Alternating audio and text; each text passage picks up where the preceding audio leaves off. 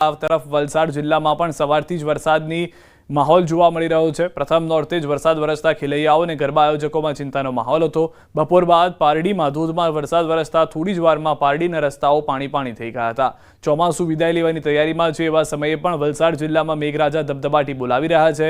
પારડીની સાથે જિલ્લામાં વાદળછાયા વાતાવરણ વચ્ચે વલસાડ, ધરમપુર, કપરાડા, ઉમરગામ અને વાપી તાલુકામાં પણ વરસાદ નોંધાયો છે। તો જે રીતે સૌરાષ્ટ્રની અંદર વરસાદ, દ્વારકાની અંદર વરસાદ જોવા મળી રહ્યો છે, તે રીતે વલસાડમાં પણ વરસાદ શરૂ થઈ ગયો છે અને સવારથી જ વરસાદી માહોલ હોવાની જાણકારી છે। ખેલૈયાઓ અને આયોજકોમાં ચોક્કસથી ચિંતા છે। વાપીમાં ગરબા આયોજન સ્થળ પર મેદાનમાં પાણી ભરાઈ જતા સવારથી જ આયોજકો દોડતા થયા હતા। ચોમાસું વિદાય લે તે તરફ હતું, પરંતુ જ્યારે અહીંયા આગળ છેલ્લે નવરાત્રિમાં ભારે વરસાદ પડતા ગરબા રસિકોમાં ભારે નિરાશા જોવા મળી રહી છે। સૌથી વધુ ચિંતા ગરબાના આયોજકોમાં જોવા મળી રહી છે। સવારે પડેલા વરસાદને કારણે ગરબાના મેદાન પણ પાણી થઈ ગયા હતા। જો કે બપોર બાદ મેઘાએ વિરામ લેતા ગરબા મેદાનમાંથી પાણી નિકાલ માટેની વ્યવસ્થા શરૂ કરવામાં આવી છે। તો જે રીતે દ્વારકામાં પણ વરસાદ થયો છે, તે રીતે જ અલગ અલગ વિસ્તારોમાં વરસાદને લઈને જાણકારી મળી રહી છે।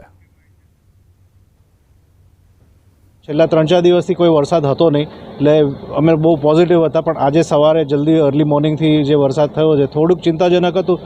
પહેલા દિવસે મતલબ સવારે હું ઉઠી તો બહુ જ જોરમાં વરસાદ થતી હતી, તો મને એટલી બીક લાગતી હતી કે આજે તો હવે પહેલો દિવસ તો રમાઈ ગયું, બધું પલળી ગયું, બધું જતું રહેશે। પણ પછી મેં જોયું કે અહીંયા કામ ચાલુ છે, એટલે હું અહીંથી જતી હતી તો મેં અંદર આવીને જોયું તો આ લોકોએ બહુ મસ્ત સેટ કરી દીધું છે। જિલ્લામાં વરસાદી માહોલ। ખંભાળિયા અને કલ્યાણપુર પંથકમાં વરસાદ થયો છે। ખંભાળિયા વરસાદ થતા રસ્તા પર પાણી વહેતા થયા છે।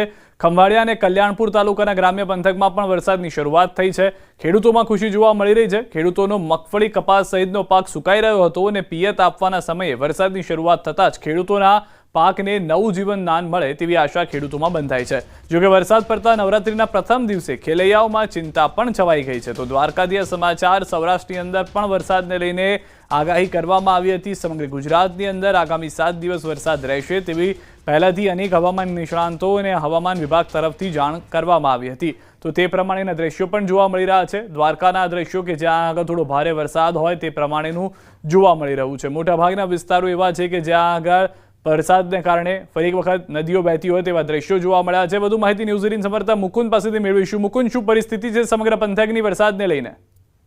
જી, વાત કરવામાં આવે તો દેવભૂમિ દ્વારકા જિલ્લામાં જ સવારથી જ વરસાદી માહોલ છવાયો હતો। ત્યારે બપોર બાદ વાતાવરણમાં પલટો આવ્યા બાદ ખંભાળિયા શહેર તેમજ આસપાસમાં જે ગ્રામ્ય વિસ્તાર છે તેમાં છૂટો છવાયો વરસાદ નોંધાયો હતો। ત્યારે વાત કરીએ તો કલ્યાણપુર પંથકના કેટલાક ગ્રામ્ય વિસ્તારમાં પણ વરસાદ નોંધાયો હતો, જેમાં ખાસ કરીને ખંભાળિયા શહેર તેમજ આસપાસના જે ગ્રામ્ય વિસ્તાર છે તેમાં 1 ઇંચથી વધુ વરસાદ નોંધાયો હતો અને ખંભાળિયા શહેરમાં મુખ્ય બજારો પર ધસમસતા પાણીના પૂર વહેતા હોય તેવા દ્રશ્યો પણ જોવા મળ્યા હતા। ત્યારે વાત કરીએ તો ખંભાળિયા તાલુકાના આસપાસના જે ગ્રામ્ય વિસ્તાર છે, ખંભાળિયા તાલુકાના કુવાડિયા, મોવાણ, ભાટેલ, હંસથલ સહિતના જે ગ્રામ્ય વિસ્તાર છે તેમાં 1 ઇંચથી વધુ વરસાદ નોંધાતા ક્યાંક ને ક્યાંક ખેડૂતોમાં પણ ખુશીનો માહોલ જોવા મળ્યો છે। જી સિદ્ધાર્થ, આભાર મુકુંદ સમગ્ર માહિતી બદલ। તો ખેડૂતો ખુશખુશાલ જોવા મળી રહ્યા છે। ખેલૈયાઓ ચોક્કસથી ચિંતામાં છે, પરંતુ સારો એવો વરસાદ જે છે તે હાલમાં સૌરાષ્ટ્રના વિસ્તારોમાં આગાહી પ્રમાણે જોવા મળી રહ્યો છે। ખેલૈયાઓ માટે મોટા સમાચાર છે। ખેલૈયાઓ મોડી રાત સુધી ગરબા રમી શકશે।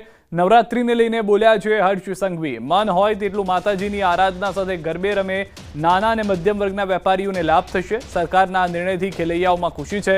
ગરબામાં ખોટા ગીતો ના વાગે તેનું ધ્યાન રાખજો। ગરબાથી કોઈને ખલેલ ન પહોંચે તેનું પણ ધ્યાન રાખવા ટકોર કરી છે હર્ષ સંઘવીએ। ગુજરાતની ભૂપેન્દ્રભાઈ પટેલની સરકાર દ્વારા રાજ્યના લાખો કરોડો માઈ ભક્તો મોડી રાત સુધી જેટલું મન હોય ત્યાં સુધી માં અંબાની ભક્તિમાં ગરબે ઘૂમી શકે તેવી વ્યવસ્થાઓ અને આપણા રાજ્યના નાના અને મધ્યમ વર્ગના વેપારીઓને એક જ દિવસમાં વધુમાં વધુ વેપાર કઈ રીતે મળી શકે તેની બી વ્યવસ્થાઓ ગુજરાત પોલીસ દ્વારા કરવામાં આવી છે અને સૌ લોકોમાં આ નિર્ણયને લઈને ખૂબ જ ઉત્સુકતા છે, ખૂબ જ ખુશી છે। સૌ આયોજકોને મારી એક માઈ ભક્ત તરીકે વિનંતી છે, મા અંબાની ભક્તિમાં કોઈ બી પ્રકારે આપણી આરાધનાને ઠેસ પહોંચે તે પ્રકારના ગરબામાં કોઈ બી પ્રકારના ગાના ગીત ના વાગે તેવી ચિંતા સૌ માઈ ભક્તોની છે।